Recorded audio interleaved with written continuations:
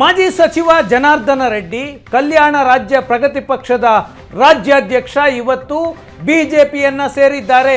ಬಿಜೆಪಿಗೆ ಜನಾರ್ದನ ರೆಡ್ಡಿಯ ಘರ್ ವಾಪಸಿಯಾಗಿದೆ. ಬೆಂಗಳೂರಿನ ಮಲ್ಲೇಶ್ವರಂನ ಬಿಜೆಪಿಯ ಕಚೇರಿಯಲ್ಲಿ ಜನಾರ್ದನ ರೆಡ್ಡಿ ಬಿಜೆಪಿಯನ್ನ ಸೇರಿದ್ದಾರೆ. ಮಾಜಿ ಸಚಿವ ಗಾಲಿ ಜನಾರ್ದನ ರೆಡ್ಡಿ ಅಧಿಕೃತವಾಗಿ ಬಿಜೆಪಿಯನ್ನ ಸೇರ್ಪಡೆಯಾಗಿದ್ದಾರೆ. ವಿಜಯೇಂದ್ರ ರಾಜ್ಯಾಧ್ಯಕ್ಷ ವಿಜಯೇಂದ್ರ ಮತ್ತು ಬಿಎಸ್ವೈ ಸಿಟಿ ರವಿ ಸಮ್ಮುಖದಲ್ಲಿ ಜನಾರ್ದನ ರೆಡ್ಡಿಯವರ ಘರ್ ವಾಪಸಿಯಾಗಿದೆ. ಇತ್ತೀಚೆಗೆ ರಾಜ್ಯಸಭಾ ಚುನಾವಣೆಯಲ್ಲಿ ಜನಾರ್ದನ ರೆಡ್ಡಿ ಕಾಂಗ್ರೆಸ್ ಅಭ್ಯರ್ಥಿಗೆ ಮತವನ್ನ ಹಾಕಿದ್ರು. ಆಗ ಸ್ವಲ್ಪ ಅನುಮಾನ ಇತ್ತು, ಜನಾರ್ದನ ರೆಡ್ಡಿ ಬಿಜೆಪಿಗೆ ಬರ್ತಾರಾ ಬರೋದಿಲ್ವಾ ಅಂತ. ಯಾವಾಗಲೂ ಜನಾರ್ದನ ರೆಡ್ಡಿಯವರನ್ನ ಮಾಧ್ಯಮಗಳು ಪ್ರಶ್ನೆ ಮಾಡಿದಾಗ ನಾನು ಬಿಜೆಪಿ ಸೇರೋದಿಲ್ಲ ಅನ್ನುವಂತಹ ಮಾತುಗಳನ್ನು ಆಡ್ತಾ ಇದ್ರು. ಇವತ್ತು ಜನಾರ್ದನ ರೆಡ್ಡಿ ಅಧಿಕೃತವಾಗಿ ಬಿಜೆಪಿಯನ್ನ ಸೇರ್ಪಡೆಯಾಗಿದ್ದಾರೆ. ಮಲ್ಲೇಶ್ವರಂನ ಬಿಜೆಪಿ ಕಚೇರಿಯ ದೃಶ್ಯಗಳನ್ನು ನೀವೀಗ ನೋಡ್ತಾ ಇದ್ದೀರಾ. ವಿಜಯೇಂದ್ರ, BS ಯಡಿಯೂರಪ್ಪ ಮತ್ತು CT ರವಿ ಅವರ ನೇತೃತ್ವದಲ್ಲಿ ಜನಾರ್ದನ ರೆಡ್ಡಿ ಬಿಜೆಪಿಯನ್ನ ಸೇರಿದ್ದಾರೆ. ಕಳೆದ ವಾರ ಅಷ್ಟೇ ಜನಾರ್ದನ ರೆಡ್ಡಿ ಅಮಿತ್ ಶಾ ಅವರನ್ನು ಭೇಟಿಯಾಗಿದ್ದರು ದೆಹಲಿಯಲ್ಲಿ. ಪಕ್ಷ ಸೇರ್ಪಡೆ ಕುರಿತಂತೆ ಅಮಿತ್ ಶಾ ಅವರ ಜೊತೆ ಚರ್ಚೆಯನ್ನು ನಡೆಸಿದ್ರು. ಜನಾರ್ದನ ರೆಡ್ಡಿ ಮಂಡ್ಯದಲ್ಲಿ ಕೆರಗೋಡು ಧ್ವಜದ ಗಲಾಟೆಯಾದಂತಹ ಸಂದರ್ಭದಲ್ಲಿ ಕೇಸರಿ ಧ್ವಜ ಬಾವುಟವನ್ನು ಹಾಕಿಕೊಂಡು, ಕೇಸರಿ ಶಾಲನ್ನು ಹಾಕಿಕೊಂಡು ಬಿಜೆಪಿ ನಾಯಕರ ಜೊತೆ ಗುರುತಿಸಿಕೊಂಡಿದ್ರು. ಆನಂತರ ಜನಾರ್ದನ ರೆಡ್ಡಿ ಬಿಜೆಪಿ ಸೇರ್ತಾರೆ ಅನ್ನುವಂತಹ ಚರ್ಚೆಗಳು ಬಂದಾಗ ಸಡನ್ ಆಗಿ ಜನಾರ್ದನ ರೆಡ್ಡಿ ಕಾಂಗ್ರೆಸ್ ನಾಯಕರನ್ನ ಭೇಟಿಯಾದರು. DK ಶಿವಕುಮಾರ್ ಅವರನ್ನ ಭೇಟಿಯಾದರು, ಸಿದ್ದರಾಮಯ್ಯನವರನ್ನ ಭೇಟಿಯಾದರು. ರಾಜ್ಯಸಭಾ ಚುನಾವಣೆಯಲ್ಲಿ ಕಾಂಗ್ರೆಸ್ ಅಭ್ಯರ್ಥಿಯ ಪರವಾಗಿ ಮತ ಹಾಕಿದ್ರು. ಆದರೆ ಈಗ ರಾಜಕೀಯ ಬದಲಾವಣೆಯಾಗಿ ಜನಾರ್ದನ ರೆಡ್ಡಿ ಅಧಿಕೃತವಾಗಿ ಬಿಜೆಪಿಯನ್ನ ಸೇರಿದ್ದಾರೆ. 2011ರ ಸೆಪ್ಟೆಂಬರ್ನಲ್ಲಿ ಜನಾರ್ದನ ರೆಡ್ಡಿ ಗಣಿ ಹಗರಣದಲ್ಲಿ ಅರೆಸ್ಟ್ ಆಗಿದ್ರು. ಇದಾದ ನಂತರ 2015ರಲ್ಲಿ ಸುಪ್ರೀಂ ಕೋರ್ಟ್ ಜನಾರ್ದನ ರೆಡ್ಡಿ ಅವರಿಗೆ ಜಾಮೀನನ್ನು ಕೊಡ್ತು.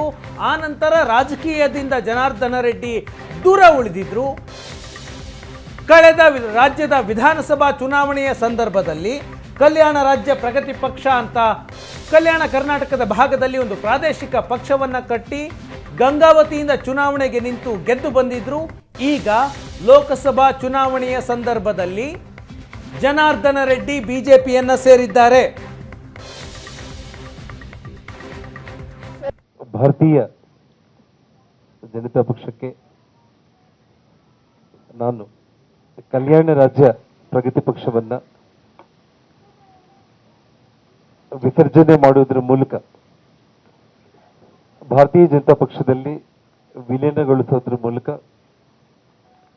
ನಾನು ಮತ್ತು ನನ್ನ ಶ್ರೀಮತಿ ಮತ್ತು ನನ್ನ ಜೊತೆಯಲ್ಲಿ ನನ್ನ ಕಷ್ಟದ ದಿನಗಳಲ್ಲಿ ಹೆಜ್ಜೆಯಲ್ಲಿ ಹೆಜ್ಜೆ ಹಾಕಿ ನನಗೋಸ್ಕರ ನಿಂತಿರುವಂಥ ಎಲ್ಲ ನನ್ನ ಕಲ್ಯಾಣ ರಾಜ್ಯ ಪ್ರಗತಿ ಪಕ್ಷದ ಎಲ್ಲ ಕಾರ್ಯಕರ್ತರು ಪಕ್ಷದಲ್ಲಿ ಸೇರ್ಪಡೆ ಆಗಿದ್ದು ನನ್ನ ಅದೃಷ್ಟ ಅಂತ ನಾನು ಭಾವಿಸ್ತಾ ಇದ್ದೇನೆ. ಬಂಧುಗಳು, ಹೆಚ್ಚಿನ ಪ್ರಧಾನಮಂತ್ರಿಗಳಾಗಿರುವ ಸನ್ಮಾನ್ಯ ಶ್ರೀ ನರೇಂದ್ರ ಮೋದಿಜಿ ಅವರಿಗೆ ಅವರ ಒಂದು ಕೈಯನ್ನ ಬಲಿಪಡಿಸುವಂತ ಒಂದು ವಿಚಾರದಲ್ಲಿ ಮತ್ತು ವಿಶೇಷವಾಗಿ ನಮ್ಮ ಕೇಂದ್ರ ಗೃಹ ಸಚಿವರಾಗಿರುವಂಥ ಸನ್ಮಾನ್ಯ ಶ್ರೀ ಅಮಿತ್ ಶಾ ಜಿ ಅವರು ನನ್ನನ್ನ ಅವರು ದೆಹಲಿಗೆ ಆಹ್ವಾನಿಸಿ ಯಾವುದೇ ಕಾರಣಕ್ಕೂ ಕೂಡ ಬಾಹ್ಯ ಬೆಂಬಲ ಅನ್ನೋ ಪ್ರಶ್ನೆ ಬರೋದಿಲ್ಲ, ನೀವು ಭಾರತೀಯ ಜನತಾ ಪಕ್ಷದಲ್ಲೇ ರಾಜಕೀಯವಾಗಿ ಜನ್ಮ ತಾಳಿದಂಥವರು, ರಾಜಕೀಯವಾಗಿ ನೀವು ಭಾರತೀಯ ಜನತಾ ಪಕ್ಷದಲ್ಲೇ ತಾವು ಬಂದು ಕೆಲಸ ಮಾಡಬೇಕು ಅಂತ ಹೇಳಿ ಅವರು ನನಗೆ ಏನು ಒಂದು ಪ್ರೀತಿಯಿಂದ ಆಹ್ವಾನ ಮಾಡಿದಾಗ ಅದನ್ನ ನಾನು ಅಂಗೀಕಾರ ಮಾಡಿ ಇವತ್ತು ಪಕ್ಷದಲ್ಲಿ ಸೇರ್ಪಡೆ ಆಗಿದ್ದು ನನ್ನ ಅದೃಷ್ಟ ಅಂತ ನಾನು ಭಾವಿಸ್ತಾ ಇದ್ದೇನೆ. ಬಂಧುಗಳು, ಬಹಳ ಸಂತೋಷ ತರ್ತಕ್ಕಂಥ ಸಂಗತಿ, ಆತ್ಮೀಯರಾಗಿರ್ತಕ್ಕಂಥ ಮಾನ್ಯ ಶ್ರೀ ಗಾಳಿ ಜನಾರ್ದನ್ ರೆಡ್ಡಿರವರು ಶಾಸಕರು ಕೂಡ ಹೌದು. ತಮಗೆಲ್ಲ ತಿಳಿದಿರೋ ಹಾಗೆ ಕರ್ನಾಟಕ ಪ್ರಗತಿ ಪಕ್ಷ ಸ್ಥಾಪನೆ ಮಾಡಿ ಗಂಗಾವತಿ ವಿಧಾನಸಭಾ ಕ್ಷೇತ್ರದಿಂದ ಅವರು ಶಾಸಕರಾಗಿ ಆಯ್ಕೆಯಾಗಿ ಅವರದೇ ಆದಂಥ ರೀತಿಯಲ್ಲಿ ತಮ್ಮ ಪಕ್ಷವನ್ನು ನಡೆಸ್ಕೊಂಡು ಬಂದಿದ್ರು.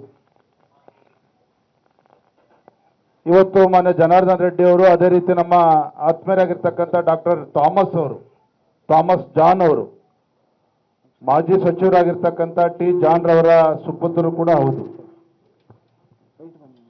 ಇಬ್ಬರು ಕೂಡ ಭಾರತೀಯ ಜನತಾ ಪಾರ್ಟಿಯನ್ನು ಅಧಿಕೃತವಾಗಿ ಸೇರ್ಪಡೆ ಆಗಿದ್ದಾರೆ. ನಮ್ಮೆಲ್ಲ ಹಿರಿಯ ಮುಖಂಡರ ಪರವಾಗಿ ಅವರಿಗೆ ಮತ್ತೊಮ್ಮೆ ಹೃತ್ಪೂರ್ವಕವಾಗಿ ನಾನು ಸ್ವಾಗತವನ್ನು ಕೊಡ್ತಾ ಇದ್ದೇನೆ. ಮೊನ್ನೆ ಗಾಳಿ ಜನಾರ್ದನ್ ರೆಡ್ಡಿ ಅವರು ತಾವೇ ಸ್ಥಾಪಿಸುತ್ತಿದ್ದಂಥ ಪಕ್ಷವನ್ನ ವಿಸರ್ಜನೆ ಮಾಡಿ ಇವತ್ತು ಅಧಿಕೃತವಾಗಿ ಭಾರತೀಯ ಜನತಾ ಪಾರ್ಟಿಯಲ್ಲಿ ವಿಲೀನಗೊಳಿಸಿ ಇವತ್ತು ನಮ್ಮೊಂದಿಗೆ ಸೇರ್ಪಡೆ ಆಗಿರ್ತಕ್ಕಂಥದ್ದು. ವಿಶೇಷವಾಗಿ ನಮ್ಮ ಕಲ್ಯಾಣ ಕರ್ನಾಟಕ ಭಾಗದಲ್ಲಿ ಜನಾರ್ದನ ರೆಡ್ಡಿ ವಿಧಾನಸಭಾ ಚುನಾವಣೆಯ ಸಂದರ್ಭದಲ್ಲಿ ಕರ್ನಾಟಕ ರಾಜ್ಯ ಕಲ್ಯಾಣ ರಾಜ್ಯ ಪ್ರಗತಿ ಪಕ್ಷವನ್ನು ಸ್ಥಾಪನೆ ಮಾಡಿದ್ರು. ವಿಧಾನಸಭಾ ಚುನಾವಣೆಯಲ್ಲಿ ಕಲ್ಯಾಣ ಕರ್ನಾಟಕ ಭಾಗದಲ್ಲಿ ಬಿಜೆಪಿಗೆ ಹಿನ್ನಡೆಯಾಗೋದಕ್ಕೆ ಜನಾರ್ದನ ರೆಡ್ಡಿ ಕಾರಣವಾಗಿದ್ದರು. ಕಲ್ಯಾಣ ಕರ್ನಾಟಕದ ಭಾಗದಲ್ಲಿ ಎಲ್ಲ ಕ್ಷೇತ್ರಗಳಲ್ಲಿ ಅಭ್ಯರ್ಥಿಯನ್ನು ಕಣಕ್ಕಿಳಿಸಿದ್ರು.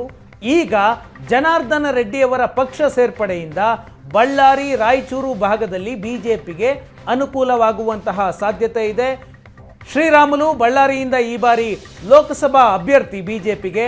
ಶ್ರೀರಾಮುಲುಗೆ ಈ ಬಾರಿ ಜನಾರ್ದನ ರೆಡ್ಡಿಯವರ ಸೇರ್ಪಡೆಯಿಂದ ಚುನಾವಣೆಯಲ್ಲಿ ಲಾಭವಾಗುವಂತಹ ಸಾಧ್ಯತೆ ಇದೆ.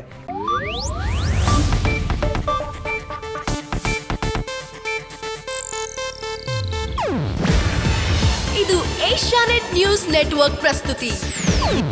ನೀವು ನೋಡ್ತಿದ್ದೀರಾ ಏಷ್ಯಾನೆಟ್ ಸುವರ್ಣ ನ್ಯೂಸ್.